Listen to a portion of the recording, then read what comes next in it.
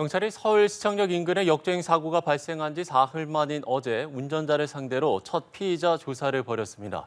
첫 조사에서도 브레이크를 밟았지만 딱딱했다며 급발진 주장을 반복한 것으로 확인됐는데요. 네, 한편 이재명 전 민주당 대표를 흉기로 찔러 살해하려고 한 혐의 등으로 재판에 넘겨진 김모 씨에게 1심 재판부가 징역 15년을 선고했습니다. 자세한 소식 박주희 변호사와 함께 짚어보겠습니다. 네, 안녕하십니까? 안녕하세요. 예. 자, 경찰이 어제 피의자를 방문 조사했습니다. 피의자는 재차 급발진을 주장하고 있는 것으로 알려졌는데 일단 어제 조사 결과 내용부터 좀 짚어주시죠. 네, 사고 발생한 지 사흘 만인데요. 네. 어제 경찰이 이 시청역 사건에 이 운전자가 입원해 있는 병원을 찾아가서 이 변호인의 입회 하에 이제 2시간가량 조사를 진행을 했습니다. 근데 말씀하셨다시피 피의자는 사실 사고 직후에도 급발진의 취지로 주장을 했는데 어제 조사에서도 같은 취지로 진술한 것으로 알려졌습니다. 브레이크를 밟았는데 딱딱해서 듣지 않았다. 그러니까 즉 차량 결함이다. 그러니까 급발진이었다. 이런 취지로 주장을 했던 것 같습니다. 네, 그렇다면 이제 구체적으로 계속해서 이제 급발진이다 이렇게 주장을 하고 있는데 어제 처음 조사를 했었고 평소에 이제 차량 운행 시 이상은 없었는지 왜 역주행을 했는지 많은 분들이 궁금해하실 것 같거든요. 근데 이게 구체적으로 조사가 되진 않은 거죠? 네, 사실 말씀하신 부분 그 부분이 밝혀져야 되는 게 맞는데요. 네. 특히 이제 이런 교통사고에서 급발진을 주장하는 경우에는 운전 당시에 자동차의 작동 상태가 어땠는지, 그리고 예. 전후 상황은 어땠는지, 그리고 특히 이 사건 같은 경우는 호텔 주차장을 나설 때부터 가속을 했다라는 정황이 있기 때문에 네. 왜 그런 일이 발생을 했는지, 그리고 또 차량 결함이라고 할지라도 이런 사고를 회피하기 위한 노력을 했는지, 그러니까 왜 인도로 뛰어들었을 수밖에 없었는지 이런 부분이 사실 세세하게 조사가 되어야 되는데요. 예. 그런데 다만 아직 피의자가 병원에 입원 중이거든요. 네. 아직 건강이 모두 회복된 상태가 아니기 때문에 그래서 경찰에서는 첫 조사인님만큼 이런 세세한 부분에 대한 조사를 이어가기보다는 이런 사고 정황에 대해서 한번 들어보는 취지에서 이제 멈췄던 것 같고요. 앞으로 이 회복 상황을 보면서 좀 추가 조사가 진행되어야 될 것 같습니다. 예.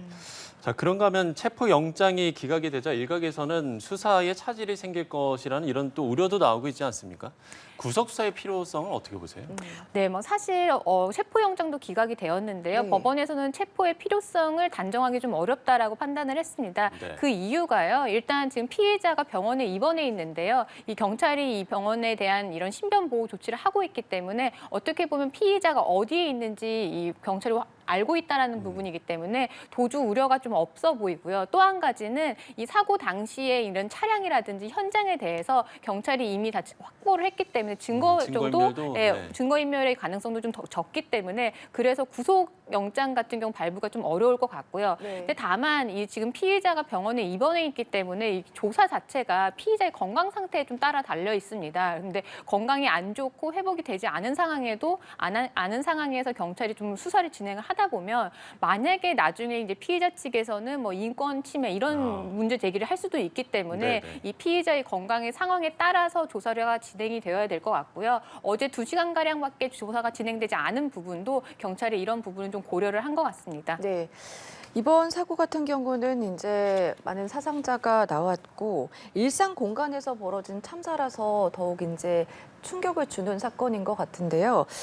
물론 이제 더 자세한 사고 정황을 알아봐야겠지만 지금 정황만 봤을 때는 어떤 혐의점들이 적용이 좀 될까요? 일단 가장 크게 적용될 수 있는 부분은 이 교통사고 처리 특례법 위반입니다. 네. 이 교통사고 처리 특례법이라는 건 운전 중에 이제 사고를 발생을 시켜서 사람을 사망하게 했을 때 적용할 수 있는 이 혐의인데요. 그런데 법정형 자체가 이 5년 이하의 금고형 아니면 2천만 원 이하의 벌금입니다. 그래서 일각에서는 지금 이 적용되는 이 법정형이 너무 낮은 거 아니냐 이런 얘기가 나오고 있고요. 또 약간 지금 몇몇 기사가 좀 잘못 나가고 있어서 정정을 좀 할 필요가 있는데요. 5년 이하의 징역형이라고 나온 기사들도 있더라고요. 네. 근데 그게 아니라 5년 이하의 금고형입니다. 그래서 징역형과 금고형의 차이는 일단 모두 구치소나 교도소에 구금한다라는 건 동일한데요. 예. 노역을 하는 것에서 달라집니다. 그러니까 징역형은 노역을 하게 되고요. 금고형은 노역을 하지 않습니다. 그래서 어떻게 보면 징역형보다 금고형이 가벼운 형이다 이렇게 이해를 하시면 될 것 같습니다. 예. 해외 사례도 찾아보니까요. 미국의 경우에는 비슷한 사고로 8명이 숨지자 그 해당 운전자에게 징역 60년이 내려지기도 했는데 어떤 차이점이 있는 겁니까? 네, 일단 우리나라에서는 이런 여러 개의 범죄가 일어났을 때 처리할 수 있는 방안에 대해서 형법에서 규정을 하고 있는데요. 여러 개의 행위로 여러 개의 범죄를 저질렀을 때는 합산해서 가중할 수 있도록 되어 있지만 하나의 행위로 여러 개의 범죄를 저질렀을 때는 그중에서 가장 무거운 형으로 처하게 됩니다. 앞서 이제 미국의 사례를 저희가 이야기를 했는데 다시 한번 좀 이야기를 하자면 그 비슷한 사고로 8명이 숨지자 해당 운전자에게 징역 60년형이 내려진 거잖아요. 우리나라와는 어떤 차이점이 있는지 다시 한번 좀 설명을 네, 해주시죠. 일단 우리나라 같은 경우 여러 개의 범죄를 저질렀을 때 처리할 수 있는 방안이 두 가지로 나뉘는데요. 네네. 여러 개의 행위로 여러 개의 범죄를 저질렀을 때는 합산해서 가중할 수가 있습니다. 그런데 하나의 행위로 여러 개의 범죄를 저질렀을 때는 그중에서 가장 무거운 형으로 처벌하게 되는데요. 이번 사고 같은 경우는 9명이 돌아가셨잖아요. 네. 그러면 적용될 수 있는 게 아까 잠깐 말씀드린 것처럼 5년 이하의 금고 그리고 2천만 원 이하의 벌금이기 때문에 그게 가장 무거운 형이라고 하더라도 동일한 형입니다. 근데 미국 같은 경우는 하나의 운전의 행위로 여러 명을 사망케 했을 때는 그 부분을 다 합산을 합니다. 그렇기 네. 때문에 굉장히 높아지는 거고요. 이런 부분이 좀 우리나라에서도 문제가 있다라고 해서 이 19대 국회에서 하나의 행위로 2명 이상을 사망케 했을 때는 다 합산을 해서 처벌을 하자라는 특례법이 만들어지려고 했습니다. 예. 하지만 통과되지 못하고 회기 만료로 좀 폐기가 된 사실이 있습니다. 한편에 이제 사고 현장에 마련이 된 추모 공간에서 피해자를 조롱하는 쪽지를 남긴 20대 남성, 경찰에 이제 잦은 출석을 했습니다.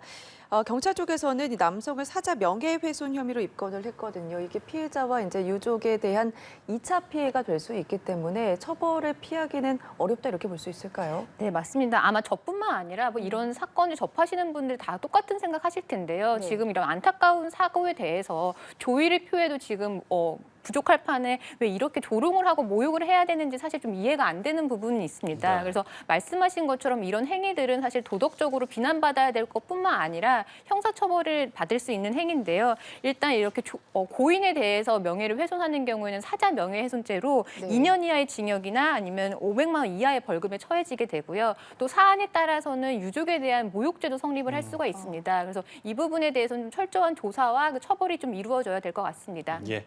자, 다음 사건 이슈 만나보겠습니다. 오늘 오전에 전해진 선고 소식인데요. 이재명 전 대표를 흉기로 찔러 살해하려고 한 혐의 등으로 재판을 받아온 김모 씨에게 징역 15년형이 선고가 됐습니다. 상당히 중형이 선고됐네요. 네, 맞습니다. 이 법원은 징역 15년형과 그리고 5년간의 보호관찰을 명령을 했는데요. 네. 검찰이 20년형을 구형을 했습니다. 네. 그런데 통상에 이제 검찰이 살인미수에 대해서 구형하는 거에 비해서도 구형량 자체가 좀 높았고요. 그리고 통상적으로 검찰의 구형량과 그리고 법원의 선고형 차이 사실 많은 차이가 있는데 5년밖에 차이가 나지 않았다라는 거는 법원에서도 굉장히 높게 처벌을 한 겁니다. 더구나 참고로 2006년에 있었던 박근혜 전 대통령에 대한 피습이나 2015년에 있었던 마크 리퍼트 대사에 대해서 이 테러범에 대해서 이 피습에 대해서 10년, 12년형을 선고했던 거와 비교하면 굉장히 중형이 선고된 거다 이렇게 이해하시면 될 것 같습니다. 네, 중형의 선고였다 말씀을 해주셨는데 재판부의 선고를 한 이유들을 살펴보면 선거를 앞두고 있었다 이 주목을 한 것으로 좀 보이거든요. 선거의 자유를 방해했다라고 강조를 했는데 재판부가 이렇게 강조한 이유도 좀 궁금하네요. 네, 일단 이 범죄 동기에 좀 중점을 한 것 같습니다. 왜냐하면 지금 이 김 씨가 살인 미수를 저지른 동기가 어떤 개인적인 원한이라든지 이런 부분이 아니라 이런 자신과 다른 견해를 가진 정치인을 공격을 한 거잖아요. 그렇기 때문에 이 재판부가 봤을 때는 이건 단순히 하나의 생명을 해하려는 것뿐만 아니라 이거는 우리나라는 뭐 정치적인 자유가 있고 또 더구나 대의민주주의를 이제 채택을 하고 있는 건데 우리나라 이런 체계를 부정을 한 거다. 그렇기 때문에 이 부분은 사실은 개인적인 대한 피해뿐만 아니라 사회적인 부분에서도 좀 질타를 받아야 되는 행위다. 이렇게 본 것 같습니다. 예. 네. 앞서도 이제 박근혜 전 대통령의 습격범과 또 리퍼트 대사의 습격범에 대해서 이야기를 해주셨는데 그때와 지금과 그 형량의 차이는 어떤 점에서 갈린 건가요? 일단 이번에는 무겁게 처벌이 된 이유는요. 네. 일단 첫 번째는 공격한 부위가 좀 좌우가 된 것 같습니다. 왜냐하면 이번 같은 경우는 이 대표에 대해서 목을 공격을 했잖아요. 그렇죠. 그래서 경동맥 굉장히 가까운 부위이기 때문에 누가 봐도 이 부분은 생명을 해치려 했다라는 부분에 대해서 이 살인의 고의에 대해서 사실은 다툼이 없었습니다. 있습니다. 네. 근데 다만 박근혜 전 대통령의 피습범이라든지 아니면 마크 리퍼트 대사의 피습범 같은 경우는 얼굴을 공격을 했거든요. 그래서 그 부분에 대해서 재판 과정에서 살인의 고의가 있었느냐 없었느냐 이 부분에 대해서 사실 다툼이 있었거든요. 이런 부분을 재판부는 고려를 했던 것 같습니다.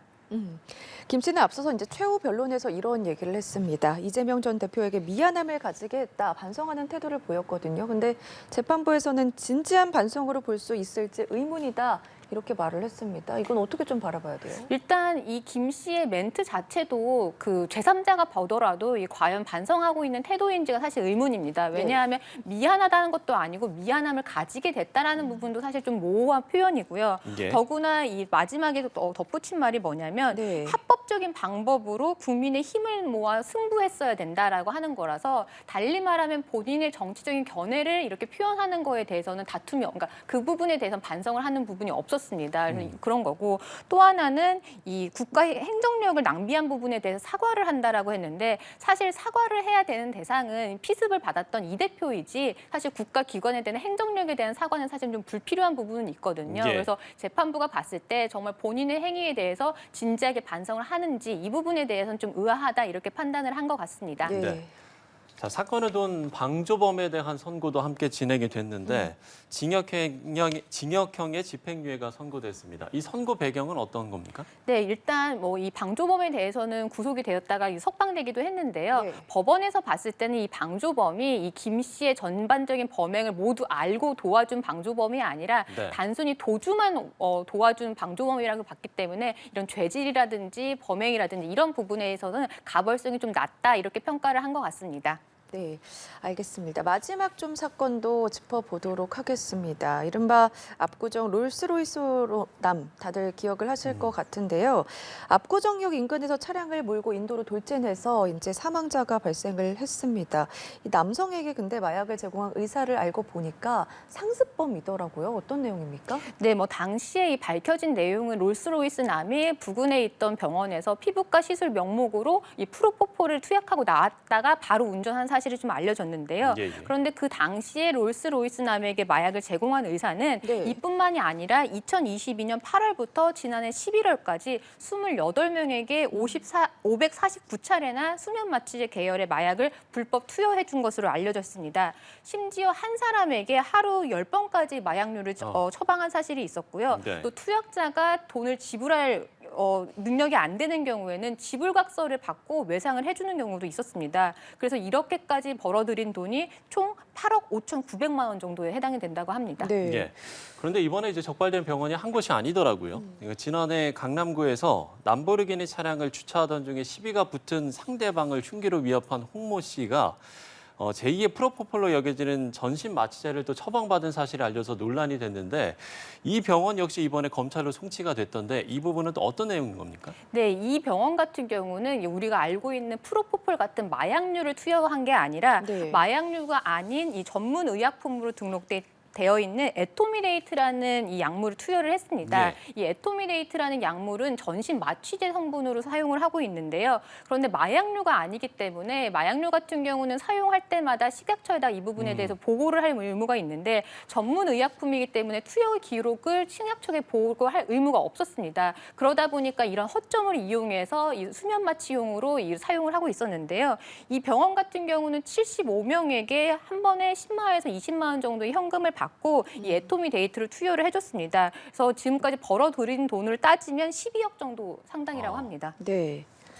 그렇다면 이 불법으로 주사를 맞은 내원자들 뭐 처벌을 안 받을 수도 있다, 이렇게 볼 수가 있을까요? 이 부분이 굉장히 법이 개정돼야 될 필요가 있는데요. 네. 아까 말씀드린 것처럼 에토미데이트라는 약물은 마약류가 아니기 때문에 지금 적용할 수 있는 법률이 약사법에 불과합니다. 근데 약사법 규정에 이 전문 의약품을 불법으로 취득하거나 불법으로 투약을 했을 때 처벌할 수 있는 규정이 있는데요. 규정에 따른 이 처벌 수위가 너무 낮습니다. 과태료 100만 원에 불과하거든요. 그래서 이렇게 불법으로 이런 전문 의약품을 투여받은 이 내원한 사람들도 처벌을 할 수 있는 경우라도 과태료 100만 원에 불과하게 됩니다. 이 부분은 좀 개정이 필요한 부분이라고 생각을 합니다. 예.